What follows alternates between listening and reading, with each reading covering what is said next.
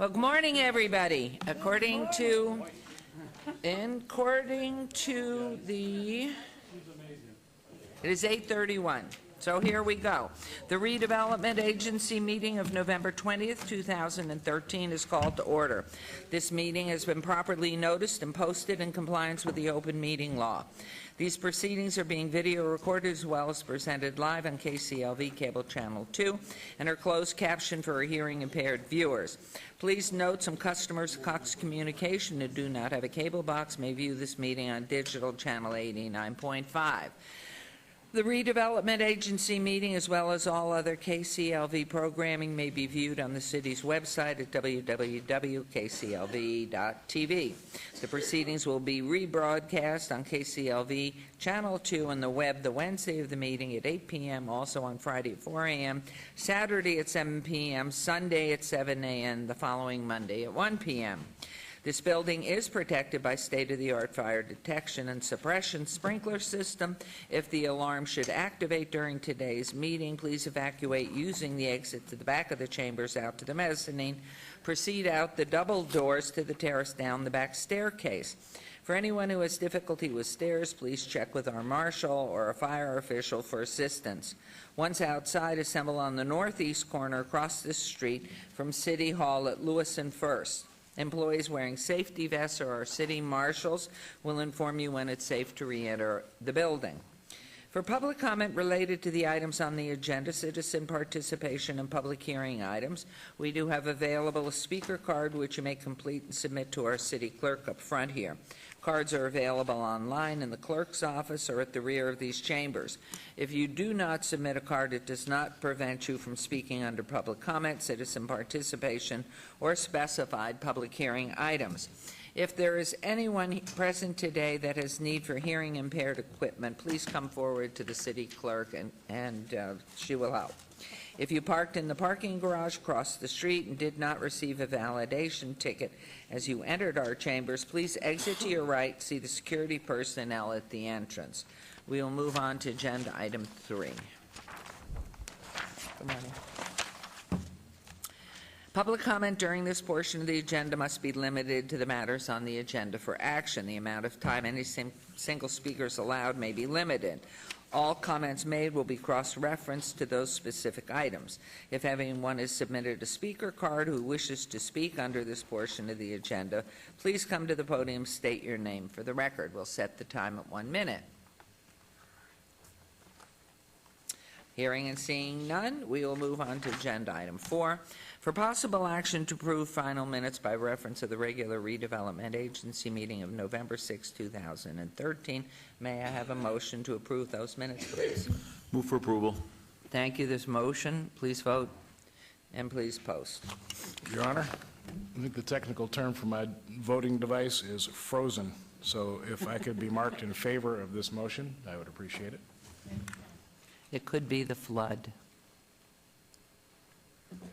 Does he know for sure he's not frozen? Excuse me, Councilman Beers? Yes, Councilwoman would like to know, do you realize you may be frozen? This is getting really, it's passing on down. You've got a good smile. The motion carries, and we will move on to agenda item 5. Abeyance item RA 34-2013, discussion for possible action regarding a resolution finding the project proposed by the Quick Start Program, QSP, between the City of Las Vegas Redevelopment Agency, RDA, and Rocket Noodles, LLC, tenant QSP participant, located at 1108 South 3rd Street, to be in compliance with and in furtherance of the goals and objectives of the redevelopment plan and authorizing the execution of the QSP agreement by the RDA redevelopment area. This is in Ward 3, Councilman Coffin's ward, and this item is related to the council agenda item 46, R75-2013. Good morning.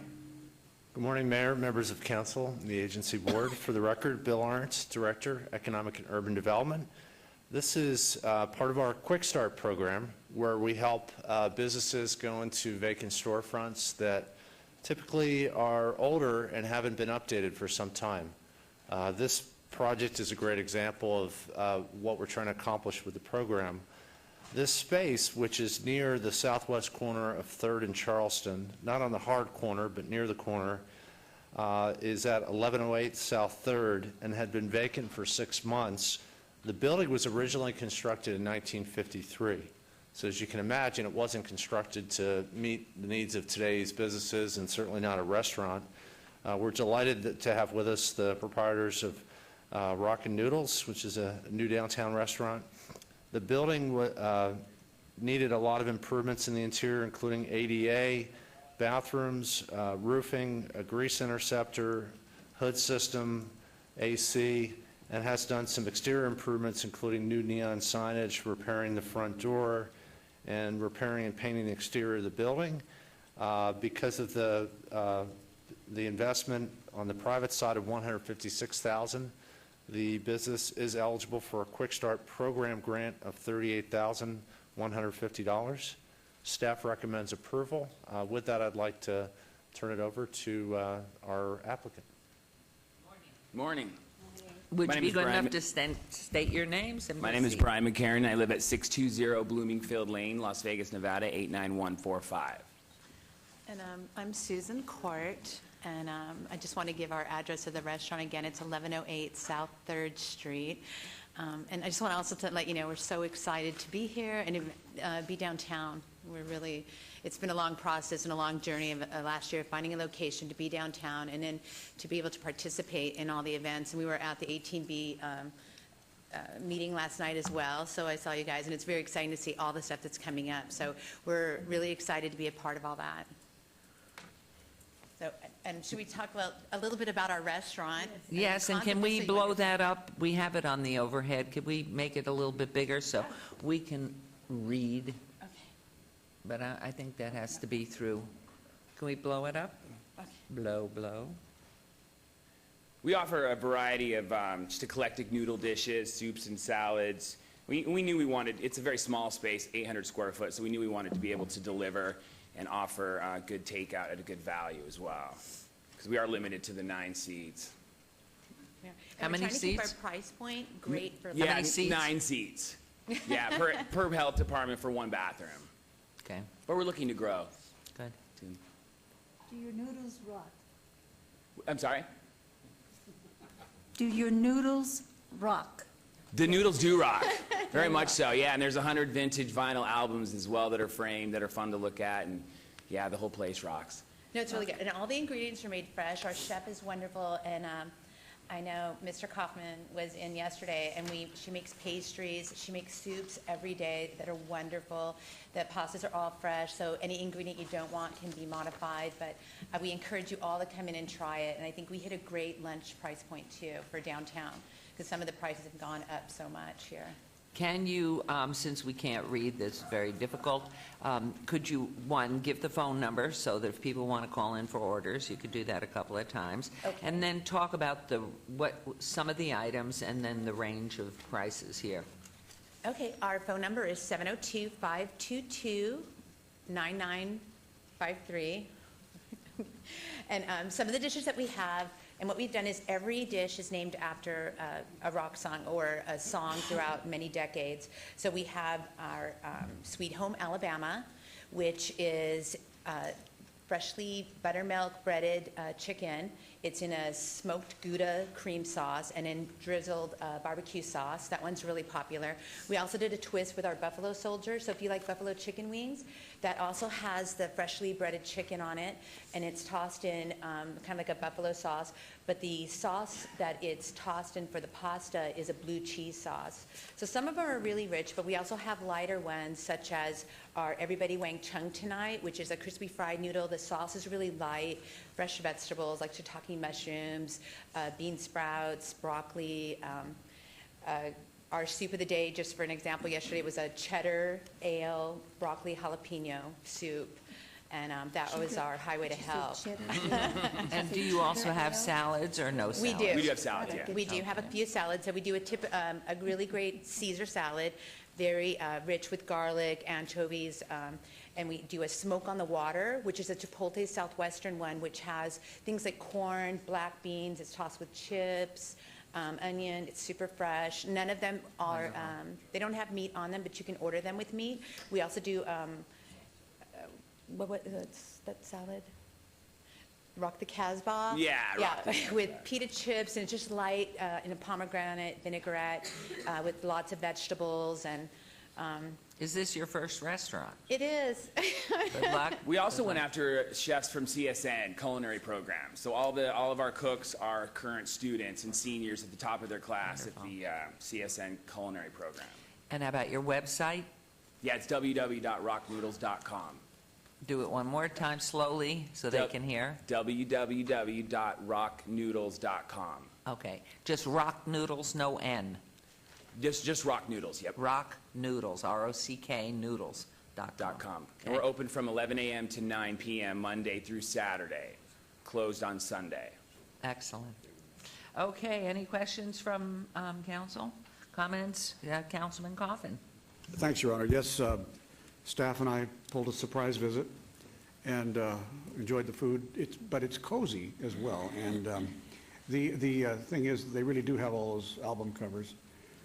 Unfortunately, they don't have anything quite as old as 50s, which is the beginning of rock and roll. Little Richard, No, Tutti no, Frutti, no. that No. was in the 50s? No, you don't have any of Jerry Lee Lewis, or I don't think, or Your Honor? you don't have rock around the clock. I just want to correct my colleague because I looked very closely at the menu items that had the little chili peppers on them. And the first one was called Great Balls of Fire. Oh, I'm There sorry. you are. There you are. I am Jerry sorry. Lee We Lewis. represent. Because of the councilman's years of working in the record retail business, when he was living underground and he was working at Odyssey Records. That's how he happens to know this stuff. Yeah. Life on the wild side hits all of us. So, but I enjoyed the visit there, and I thought that the desserts are to die for, and they're really cheap. They're too cheap because I could have eaten a whole bunch more of that pastry. So I really appreciate you coming to see us, and I know you'll be an addition. And for the public who may be watching and not understand, well, why do we give money? Why do we allow? Remember, it's not general fund money. This is money from the redevelopment agency strata or segment of the property tax, which is paid by downtown businesses to help start other businesses, to help make this a more interesting place. And so that's what it's all about. Now then, the price to fix a building for another purpose or repurposing adds up a lot. The bathroom, ADA compliant, costs about $12,000, which wasn't required in 1953. So Grease these trap. things add up. But it means that we are able to get businesses into buildings that were not suited for that kind of business. So, they put a restaurant where there wasn't a restaurant. That's simply it. I don't remember what it was before, but It was a Thai beef jerky place. Oh, Son's it's been Beef Jerky. things. Yeah. Yeah. It's been things, but I'm talking about the original use way back in the day. It was not for food. Right. No. So that's why it costs a lot of money. Anyway, thank you very much for appearing before us. Thank you very much. All It's been a right. pleasure working with the city. All right, thank you. Your Honor, right now, we'll have the honor of moving to approve this item, number 5. I move for approval. Thank you very much. Councilwoman? I just wanted to mention that we order, the city orders and pays for food from different restaurants, and we're going to ask Zuri to put your name on the list so that we can have you here, and then we'll be able to taste those little pomegranate seeds and all the rest. So Great. that's a good way to match it up, Mr. Coffin. Right. Okay. Thank you. And Thank then you. maybe somebody could help me with my computer, which has frozen. He It- I- gave it to you. I think you did, I think you did it on purpose. You notice he walked over this side up to the mayor, and I have. All right, there's a motion. Would you please vote? And please post. And do you want to do an oral vote? Yeah. Please, I'll make an oral vote. which is? Yes. I think we have to revote, don't we? Are we okay? I have to tell you, this happened just when he walked there. That motion carries. Congratulations. Good luck. We'll be in. Thank you. Thank you. Thank I didn't touch it. massive beers. All right, we'll move on to agenda item 6, report for possible action regarding development projects currently under contract or negotiation, other projects, and to provide an overview of program and initiatives. This is in reference to Wards 1, 3, and 5, Councilwoman Tarkanian, Councilman Coffin, and Councilman Barlow. Mr. Art. Thank you, Mayor. This item is just to give you a snapshot of some of the major projects which are underway, both under construction as well as projects that are in the pre-development or planning stages. We wanted to give you this overview because next month, as we start to enter the budget season for next fiscal year, at a Redevelopment Agency Board meeting, we're going to be providing an overview of what we're doing with our budget, how that funds our existing projects and programs, as well as our overhead and our capital expenses. But before we do that, we wanted to give you a snapshot of really what's happening on the ground. This is not meant to encompass everything that's happening in downtown. As you saw with the last item, there are a lot of small businesses, some wonderful restaurants and food and beverage venues that are opening up all over downtown, some of them with our help, a lot of them completely on their own. We wanted to highlight the major projects, so this is going to be really a pictorial view of what's happening in downtown. So as far as projects under construction, we have the Federal Justice Tower. Wanted to give you an update on that. The developer is SDA Inc., Steve and Mark Biagiotti, which is out of Denver, but they also have offices in Reno and staff on the ground here through an affiliate, SR Construction. The tower is under construction, as if you've noticed, and as probably many downtown locals and workers downtown have noticed, that things have kind of slowed down. There's a reason for that. The General Services Administration, which oversees all the federal real estate, has asked for renovations and revisions to the original tenant improvement plans. So because of that, they were looking to be complete with an anticipated completion date of first quarter of next year. They're going to need to shift that back to September of 2014. In order to accommodate that, we do need a contract amendment, so that's going to be coming back to you before the board. But the developer is working very closely with the GSA and anticipates submitting a complete set of plan revisions to our development services team next month. So that should get the project back on track. This is a big project for downtown, not just to get the office workers downtown, but this project, because it's a lease from the federal government, it's actually going to go on the tax rolls and generate new revenue for the redevelopment agency. And I'd like to add to that Mr. Biagiotti had called me as well to assure us at City Council that this project is just delayed and it's by the federal government redesign, but that in fact it is going forward. So thank you very much on that one. Thank you. The next project is the Downtown Grand. This is a project that's been developed by the CIM Group, one of our largest public-private partnerships that we have, where they're an investment partner and a developer that's backed by CalPERS and a lot of institutional lenders. What that means for us is we've had a private partner that has stayed the course. As you know, the Lady Luck closed back in 2006, was closed for several years, and I think the real story behind the story, if you will, is we had a partner in CIM that stuck with us.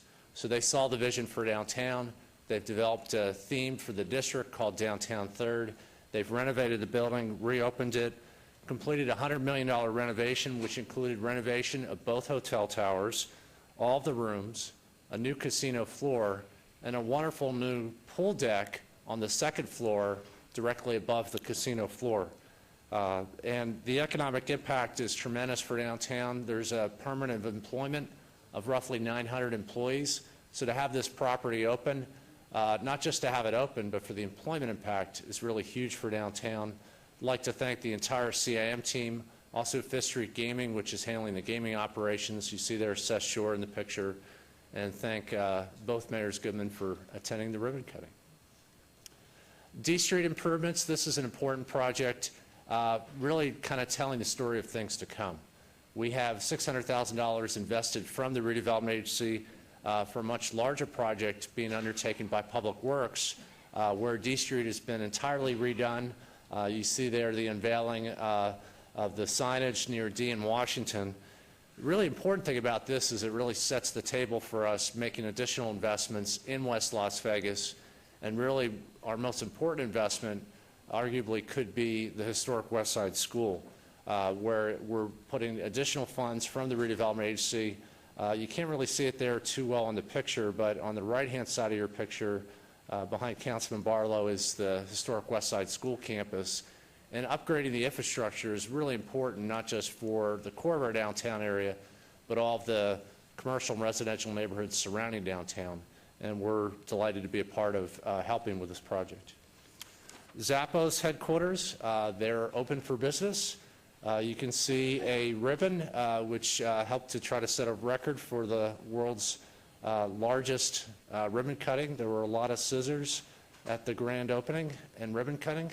For those on the video, that ribbon went all the way up all the floors. You can see it up even on the top floor. That's why it was the largest one Absolutely. ever. So what this means for us, of course, we have one of our largest non-gaming employers have their headquarters in downtown. They're growing and expanding.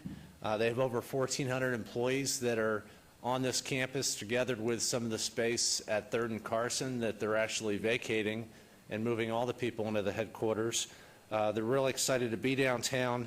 The economic impact is even larger because in addition to the permanent employees that we have here, there's a lot of constant visitation on the campus. Not only is it an e-commerce company, but it's really a complete merchandising company where you have a lot of buyers for the products that are constantly coming in and out of the campus. And so the economic impact is going to be tremendous. We are also beginning discussions with their expansion. They're already at peak operating capacity in the old City Hall. And so we're talking to them about the expansion plans, which are on the east side of Las Vegas Boulevard, which is part of the original vision. One of the reasons why we brought Zappos to downtown and in our old City Hall building is not just to reuse the old building and put all that new value on the tax roll, but the new development that's going to happen across the street. They're really forced to start planning now for their expansion plans, and we look forward to bringing back their expansion plans when they're ready to move forward. Can we go back on that, Pardon me. please, just to that one photograph, so that the viewing public, if you go way down to the far end of the ribbon, the second gentleman in is Tony Shea, because you may not know. And then we come forward, and I'm not sure, I know I see Andrew Donner, who's responsible a lot for the real estate, and Fred Mosler, who is Tony Shea's partner there, but he is way down at the end, in case you're interested. Thank you, Mayor. Want to give you a quick update on Symphony Park, walk you through from south to north, which on the overhead will be from left to right, the campus plan in Symphony Park, to kind of remind not just you, but the listening public and your constituents, the plan for Symphony Park. This was 61 acres that the city acquired back in the year 2000. We acquired it for cash and for a land swap with then Lehman Brothers, which had foreclosed on the property from a developer on a failed project. We think there was a lot of value that was generated for the city because the value was low back in 2000, and of course we've built up the value to today. The southern third of the campus, which you see there highlighted by some of the parcels in the red, really is intended to be a new academic medical center and center of excellence for medicine and healthcare, not just in downtown in the city of Las Vegas, but really for all of southern Nevada. We're delighted to have Cleveland Clinic as a partner. The Lou Ruvo Center for Brain Health, which you see there, the parcel indicators may be a little bit difficult to read on the overhead, but parcel A1 is where the Lou Ruvo Center for Brain Health is. So on the top left-hand corner, they are operating at peak capacity and are actually looking to move some of the existing operation off-site to make room for the physicians, the physician assistants, and all of the staff that helps treat patients with Alzheimer's, Parkinson's, and a variety of neurodegenerative diseases. And so they're really hitting peak capacity together with Las Vegas and with their campus back in Cleveland. They have over 200 physicians that specialize in the neurosciences. So we really are becoming the center of excellence, not just in the region, but nationally and internationally for this specialty. And that's really the vision for the additional parcels that you see there highlighted in red, where we're looking to get Cleveland Clinic to bring additional centers of excellence to Southern Nevada. We have some wonderful physicians and operators here, but because we grew so fast over the last 2 decades, medicine and healthcare couldn't keep up. So we're looking at Cleveland Clinic to help us in this area. They're also part of the medical district, which we're building to the west of the campus. Continuing to move north on Parcel L, I'm not going to go into a lot of detail on this because this is actually scheduled for later in the day on your city council, but we have a wonderful project on Parcel L, which is scheduled to be a mixed-use project, which will feature skilled nursing facilities, assisted living, medical office space, even a pharmacy and retail, as well as a 464 parking garage, 464 space parking garage. This project built the estimated private development cost. We're not funding the construction. The private cost is estimated at $72 million. This would make it not only the largest project in downtown, but one of the larger projects in the valley once it's under construction. The Smith Center is performing real well. Last fiscal year, over 440,000 visitors, some of them repeat customers, attended the Smith Center for events. The significance of this is the operations are doing really well and they're on solid footing. We contributed with funds from the Redevelopment Agency for the construction. Part of the funds that we contributed for construction, there's an actual obligation from the Smith Center once the operations hit a certain level to actually pay back some of the money. Part of the construction was funded by a car rental tax, which is paid for, of course, primarily by visitors. And in the future, once that car rental tax hits a certain level, we'll begin payback of a portion of the money we invested. Roughly $20 million is projected to come back into the agency, which will help retire the debt for that project. Discovery Children's... Excuse me, could I ask a question now? I've been told that the Smith Center collected all the money it needed, and it did not have debt. Is that true or not? Because now you're talking about repaying money. It's correct partially. So the Smith Center itself did not have any long-term debt. They did have a credit line from Bank of Nevada, which they're in the process of paying off. That's short-term debt, so it's not really long-term debt. The Reynolds Foundation, that was not debt, that was a gift. So the Reynolds Foundation put $150 million in. The car rental tax, we actually, as the city, bonded that, and the revenue that's coming in is sufficient to meet the debt for those bonds. That generated $101 million. An additional $68 million, actually $68.8 million, was contributed by the Redevelopment Agency. The Redevelopment Agency, not the Smith Center, the agency issued debt for future property tax coming into the agency, and we put that $68.8 million into the building. So we're retiring our own debt, both through our own property tax revenue as well as the excess car rental tax.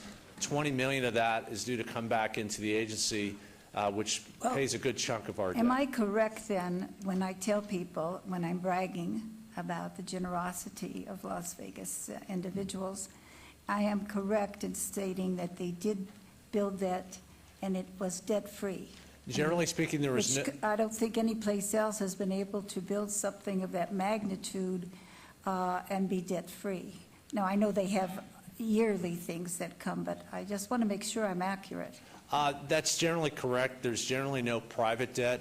The short-term credit line is going to be paid off. Once that's paid off, there's zero private debt on the building, and the operations itself is not funded by debt. They had philanthropy from the Reynolds Foundation, a one-time gift of $45 million, which is an operating endowment, which is, I think, really the legacy of this project. That ensures that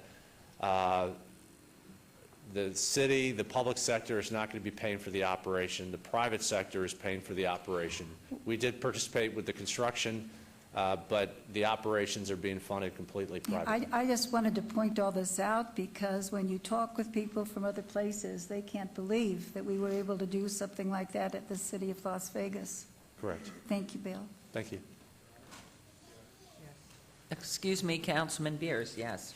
Did I understand that as part of the Smith Center, the city borrowed $68 million and gave the money to the Smith Center? That's correct. We contributed $68 million from the agency for the construction cost, paid for just a portion of it. Of course, it was a large project. Which we borrowed? We borrowed. We issued bonds in 2009. So the Smith Center was built without debt, but we incurred debt and gave them the money, so I wouldn't brag too loud about that. I being think, debt-free. Councilman and Councilwoman, to your question, the way I typically explain it to the public is, loosely speaking, a general way of explaining it is a third of the construction money came from private philanthropy, a third came from our redevelopment agency, which was debt, and the remaining third came from the car rental tax. It's not exactly thirds, but that's kind of a good way of explaining it. So there was some public debt, and that was required to get the project done. Thank you, Councilman Beers. I like your mind. Please proceed.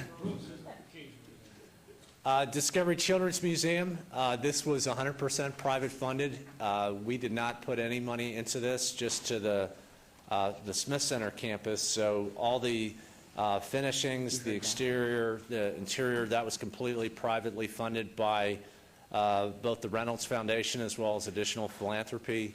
Wonderful addition, a lot of families coming to downtown. It's a great facility. If you have a family and kids and haven't been down, I highly encourage you to check it out. Charlie Palmer Hotel, they're scheduled under contract to break grounds next February. We are in active discussions with the developer, Rick Kaufman, and City Core Development. As the name suggests, Mr. Kaufman has partnered with local executive chef Charlie Palmer to do a boutique non-gaming hotel. 400 keys would be a wonderful project. They're looking to break ground concurrently with the parcels to the north on the arena campus, and so are really kind of trying to plan their development around what's happening adjacent to them. Newland Residential, they're looking to do a first phase potentially in 2015. They have development rights to parcels C and N, which are immediately north of the park at Symphony Park. And their first phase would likely be the lower density portion of this rendering, leaving room for a higher density or a tower. They're looking at a variety of options, including for rent product on parcel C in Symphony Park. The arena at Symphony Park, we are still in the hunt for an arena. We're in active discussions with the Cordish Companies, which is one of the preeminent developers in the country for building arenas and event centers. We have a partnership agreement with Cordish to try to get this done by January of next year, as far as figuring out all the financing and be ready to go with a development agreement and a timeline. What you see here is essentially the footprint of the arena. So the parcel to the left, which is highlighted in a couple different colors, the blue, green, and orange, that actually is the City Core Charlie Palmer Hotel.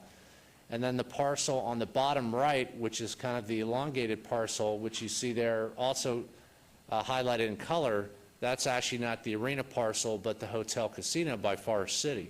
The significance of this is they're looking at an active master plan that integrates the arena and the live entertainment district with the non-gaming hotel by Charlie Palmer and Rick Kaufman, and then with the Hotel Casino by Forest City. You see there the footprint of the arena. To the left you see the entertainment, which would be called the live district, and then the parcel immediately to the right of parcel N is where a structured parking garage would be. This would be an 18,000 plus seat arena and event center to house regional events, as well as be built to a capacity to house professional sports. We have hired one of the best arena and sports consultants in the country by the name of CSL out of Texas. This is a big undertaking, so we want to make sure we get it right as far as the project financing. And so they're helping us work with the Cordish Company to try to nail down the project financing. Again, we are in active discussions and should know the result of those discussions within the next 2 months. Could I impose upon you to ask for a copy of this? Absolutely. It's so impressive, and if we could each one have one, just as a reference point, knowing that's where we are. Absolutely. We'll provide an electronic copy, a paper copy, and then for our listening audience, this is actually part of the record, so you could actually view it at your leisure on the website. And what would they go to on our city If you website? go to lasvegasnevada.gov, and then on the left-hand side, find meetings and agendas, and you pull up agenda item number 6 for today's redevelopment agency. Beautiful report. Any comments, questions from council? Thank you so much. Forest City Hotel Casino, I mentioned that. This is on the top-hand side. Wanted to kind of rifle through just really quick. I know we're running short on time. Projects in the planning and the pre-development stage. Again, this isn't everything that's happening, but some really key initiatives that you and a lot of the council are supporting. CIM, our deal really is, in order to have help from the redevelopment agency, you first need to reopen the Lady Luck, and they've done that wonderfully with the Grands. The lands immediately north of the Grands, you see there in the foreground, you see the Mob Museum, and then the retail wrapping it. They're planning to do a 105,000 square foot retail and meeting space shopping center together with structured parking. You see there on the top right, the parking deck. They've actually gone through a redesign to be sensitive to the Mob Museum and make sure that visitors coming into downtown could get a better view of the museum without it being obstructed by a garage. We think that CIM has done a wonderful job with the redesign, and they're in an active development agreement with the city to proceed with that project within the next, actually start construction within roughly the next year.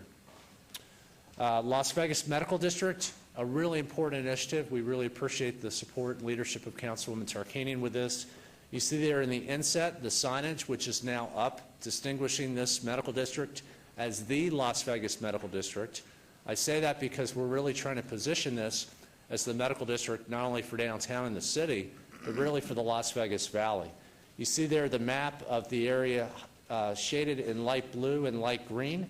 And then you see some large red dots.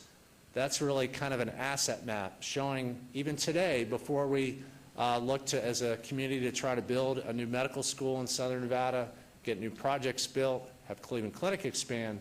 Already today, there are a lot of assets in downtown in the medical district. And we think there's a lot of synergy behind this.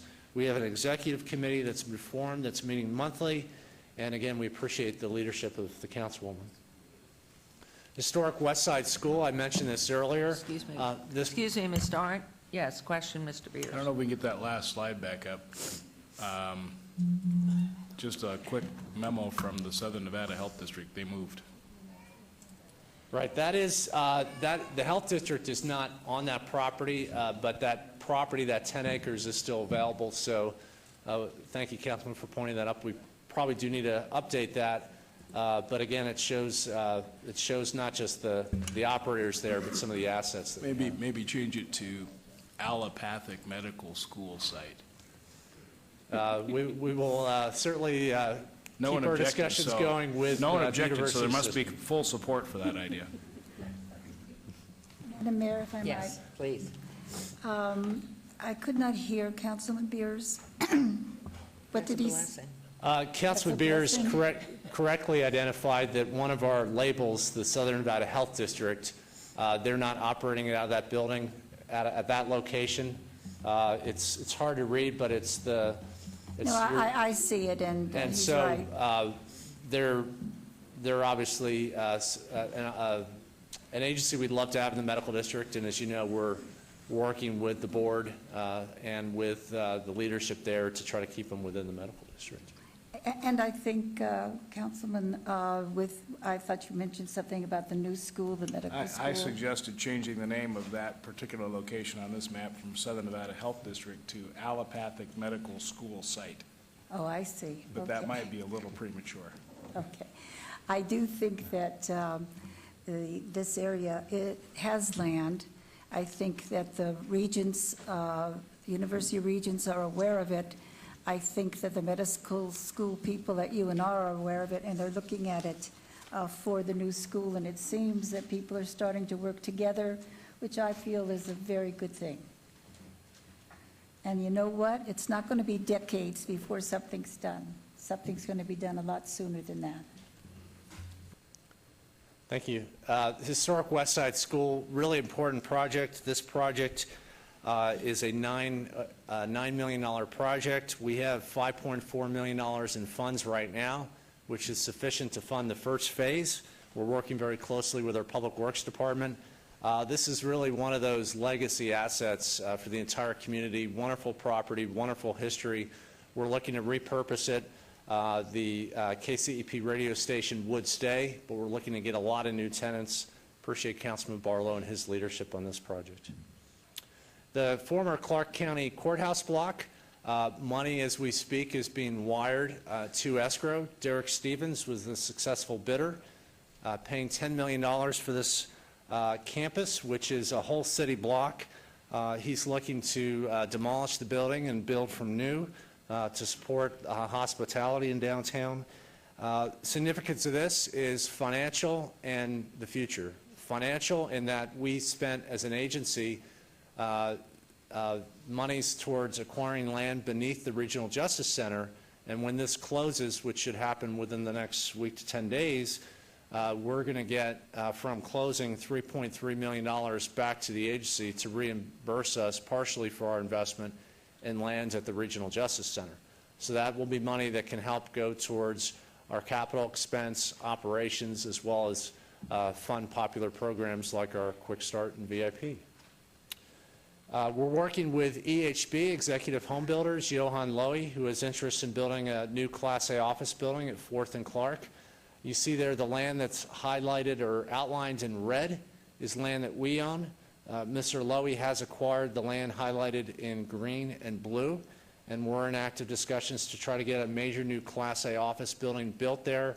It's really in the heart of our office district. We're working through some hurdles with the development agreement. We've made a lot of progress, and we think within the next 45 to 60 days, we'll be back before the council and the Redevelopment Agency Board to present an agreement with Mr. Lowy.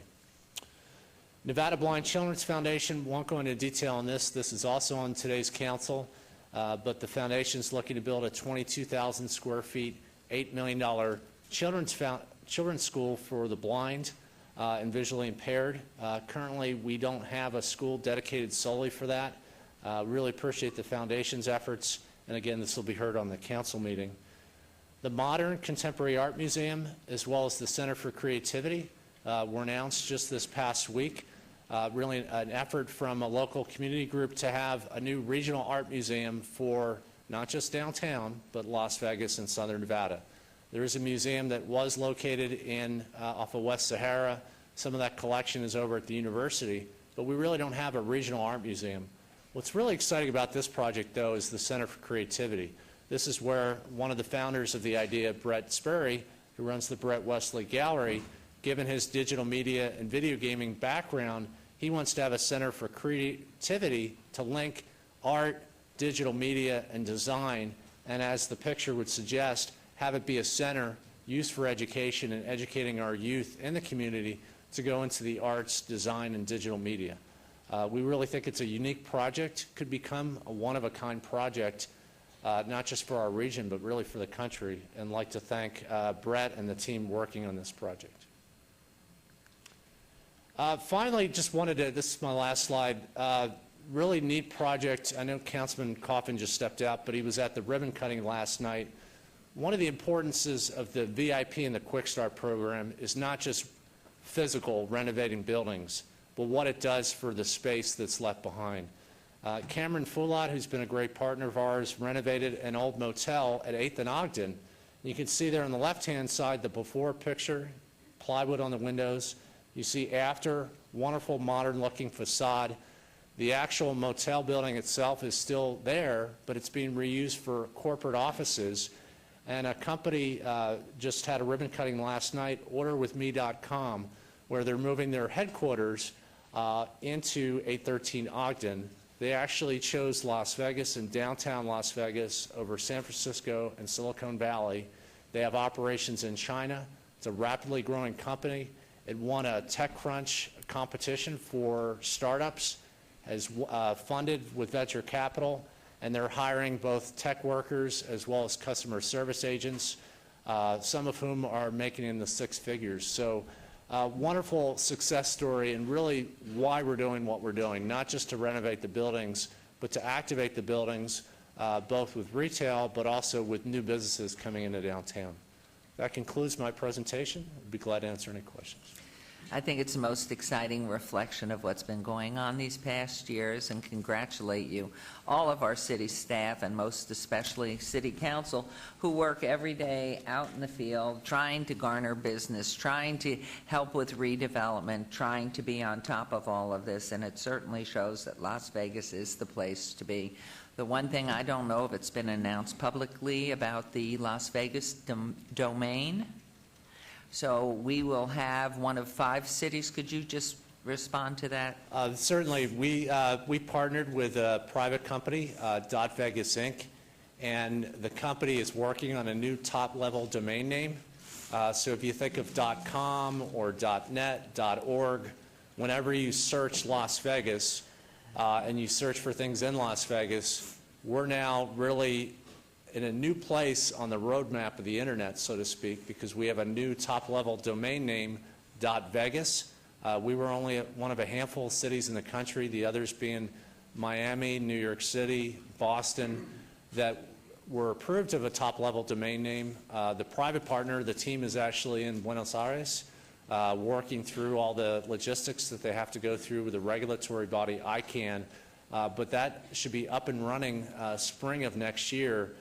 What that means for us, we really become a digital community for the 21st century, and it really positions us well for not just new business, but what we're trying to do in downtown with the tech and the e-commerce firms that are opening up literally on a monthly basis with all the startups from Downtown Project and the other partners that we have in downtown. So we're really excited. We think it's a really important piece of the puzzle. It's wonderful, and it's going to make a huge difference. You better increase your staff, is all I can tell you. It's wonderful. Any comments, questions from council?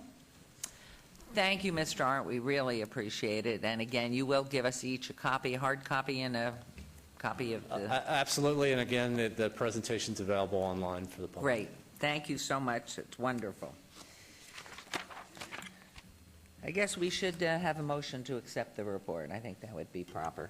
Move for approval. And that was easy. Thank you very much.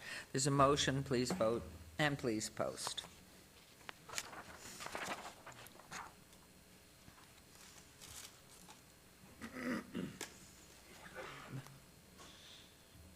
And the motion carries. Thank you very much. And unless that's Councilman Coffin coming back in? Nope. Give him a chance to have an oral. Yay. All right, moving on to agenda item 7, citizen participation. Public comment during this portion of the agenda must be limited to matters within the jurisdiction of the redevelopment agency. No subject may be acted upon by the redevelopment agency unless that subject is on the agenda and is scheduled for action.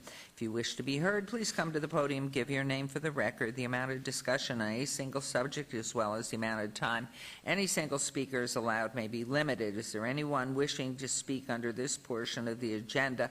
And the time will be set at 1 minute. Hi, good morning. Hi. My name is Margaret Coleman, and I live in Las Vegas, Nevada, North. And my discussion is on 48 and 52. I had presented a deposition to Barlow and Weekly, and $2 million was placed into the general funding, and it was shifted to Board of Commissioners. But $3 million I had placed in a deposition to build a resort area, and it was called, I was trying to get a university built. But this money I am entitled to, one reason why I'm coming forth to you again. Okay. I think those agenda items were not on this particular redevelopment agency. So if you will come back to the podium as we move into the city council Well, I public still comment. like to address that. I'm Okay. only coming forth for the reimbursement because it's Okay. been 33 years that I have not received Thank you. the money. That's $3 million Thank you. was my workman's compensation. So please come back at the appropriate time. Thank you very much. Anyone else wishing to be heard, please come forward, state your name, and the time is limited to 1 minute. Okay, hearing and seeing none. Excuse me? No, okay. We will move on to agenda item 8, agency member recognition. Comments made by individual agency members during this portion of the agenda will not be acted upon by the agency unless that subject is on the agenda scheduled for action. Is there any member of the Redevelopment Agency who wishes to speak under this portion of the agenda? Are there any other comments? Hearing none, this Redevelopment Agency meeting is adjourned. We will start our city